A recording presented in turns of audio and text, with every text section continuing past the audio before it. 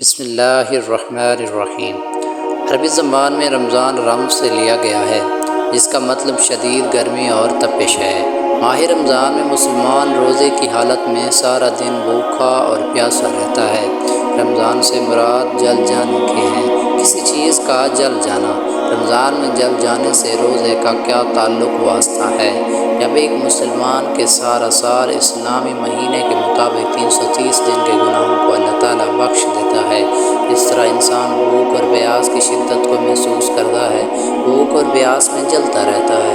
اتنی شدید سے بھوک اور پیاس لگتی ہے، اسی طرح آگ پیدا ہوتی رہتی ہے۔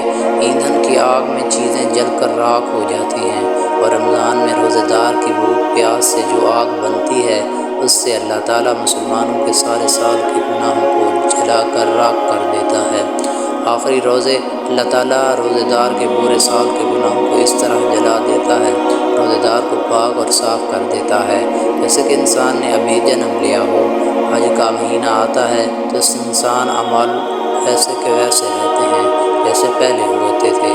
جب رمضان آتا ہے تو نبی کریم صلی اللہ علیہ وسلم کا فرمان ہے کہ ہر نیک کام کرنے کا ثواب کئی گنا بڑھ جاتا ہے۔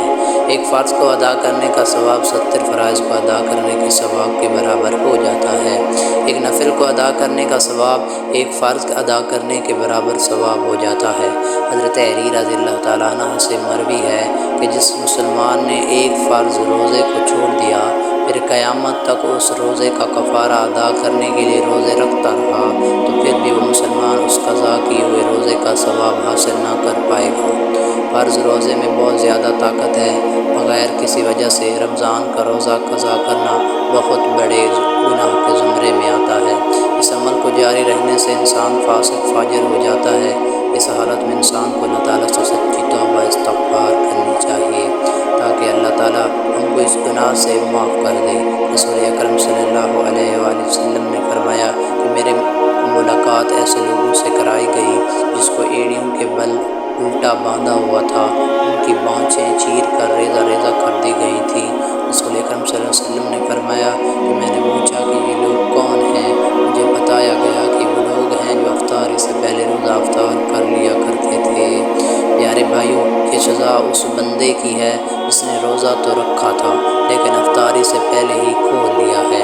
یہ سزا اس کی بتائی گئی ہے جس نے افطاری جلدی کی تھی۔ ذرا سوچئے کہ جس نے روزہ رکھا ہی نہ ہو تو اللہ تعالیٰ نے اس بندے کی کیا سزا رکھی ہوگی۔ پھر ہم اللہ تعالیٰ کی ذات سے دنیا اور آخرت کے کے بارے میں سوال کرتے ہیں۔ اللہ تعالیٰ کی رحمت بہت زیادہ ہے۔ اللہ تعالیٰ رمضان کے مہینے کے ثواب کے بارے میں یوں ارشاد فرماتا ہے، ایک فرض کو ادا کرنے کا ثواب 70 فرائض کو ادا کرنے کے ثواب کے برابر کر دو۔ نفل کو ادا کرنے کا ثواب فرض کو ادا کرنے کے برابر کر دو۔ جو پورا رمضان تراویح کی پابندی کرے گا اور پورے مہینے کے روزے رکھے گا تو اللہ تعالیٰ اس بندے کے گناہوں کو ایسے دھو دے گا جیسے اس بندے نے آج ہی جنم لیا ہو۔ اللہ تعالیٰ کے ارشاد پاک ہے کہ جس نے روزہ اور نماز میری رضا کو حاصل کرنے کے لیے پڑھی تو میں اس کے سارے سال کے گناہوں کو معاف کر دوں گا۔ رات کا قیام کسی امت پر عطا نہیں ہوا۔ رمضان کے مہینے میں اللہ تعالیٰ نے آسمانی کتابوں کو نازل کیا۔ پہلے روزے کو اللہ تعالیٰ نے حضرت ابراہیم علیہ السلام پر، دو رمضان کو حضرت موسیٰ علیہ السلام پر تورات نازل فرمائی، 8 یا 6 رمضان پر حضرت داؤد علیہ السلام، 12 یا 18 رمضان مبارک کو حضرت عیسیٰ علیہ السلام پر انجیل کو نازل فرمایا۔ باقی کتابوں کو مکمل ایک ہی دفعہ نازل فرمایا گیا۔ رمضان میں ہی لیلۃ القدر میں اللہ تعالیٰ نے غار حرا میں قرآن پاک کو نازل فرمایا۔ اللہ تعالیٰ نے قرآن پاک کو ایک بار نازل نہیں فرمایا تھا، قرآن پاک کو اللہ تعالیٰ نے 23 سال کی مدت میں مکمل کیا۔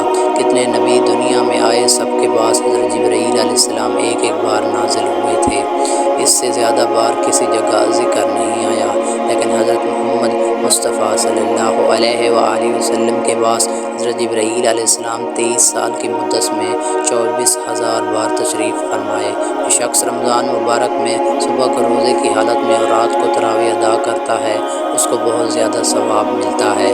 نبی کریم صلی اللہ علیہ وسلم کا فرمان ہے، تراویح کے ہر سجدے کے بدلے میں اللہ تعالیٰ 1500 نیکیاں عطا کرتا ہے۔ اس لیے ہم کو چاہیے کہ روزے کے مہینے میں دنیاوی کاموں کو کم وقت دیں، زیادہ سے زیادہ وقت اللہ تعالیٰ کی یاد میں مصروفیت میں گزاریں، کیونکہ عام دنوں کی نسبت رمضان میں اللہ تعالیٰ ثواب کو کئی گنا بڑھا دیتا ہے۔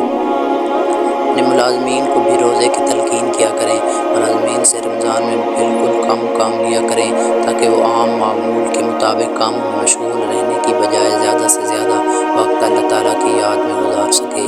روزہ دار کے جسم سے روزہ و فالتو چیزوں کو ختم کر کے شیطان کے خلاف لڑنے کی طاقت دیتا ہے۔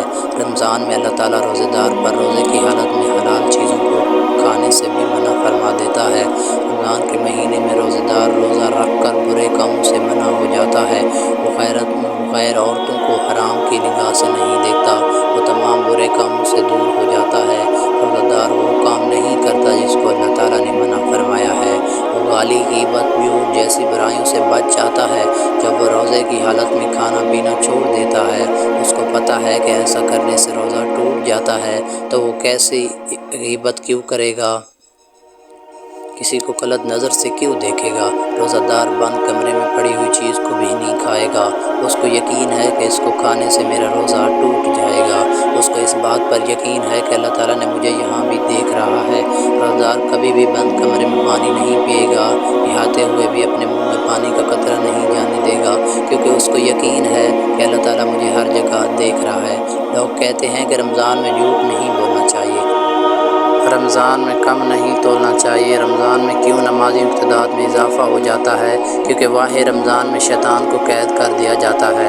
حضرت محمد صلی اللہ علیہ وآلہ وسلم کی امت سے پہلے یہ شرم کسی امت کو حاصل نہیں ہوا کہ رمضان کے مہینے میں شیطان کو باندھ دیا گیا ہو، جہنم کے دروازے بند کر دیے گئے ہوں، جنت کے دروازوں کو کھول دیا گیا ہو۔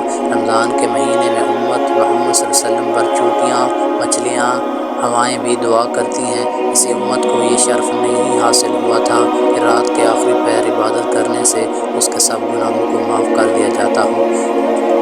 اللہ تعالیٰ سے دعا ہے کہ اللہ تعالیٰ ہم کو نیک اعمال کرنے اور رمضان المبارک کے پوری ہمت و استقامت کے ساتھ روزے رکھنے کی توفیق عطا فرمائے، آمین ثم آمین۔